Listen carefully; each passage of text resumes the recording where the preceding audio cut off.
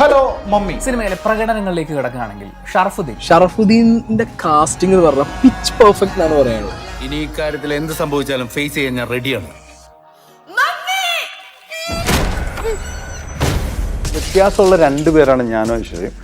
ആ റിലേഷൻഷിപ്പ് എങ്ങനെ ഉണ്ടായി എന്നുള്ളതും ആ റിലേഷൻഷിപ്പിന്റെ കാരണവും അത് പിന്നെ എങ്ങനെ മുന്നോട്ട് പോകുന്നു എന്നുള്ളതുമാണ് അതിൻ്റെ ഒരു വേറൊരു രസകരമായ രസിച്ചവരുടെ. ബോണി ഒരു പെങ്കൊച്ചിനെ പോയി കണ്ടായിരുന്നു.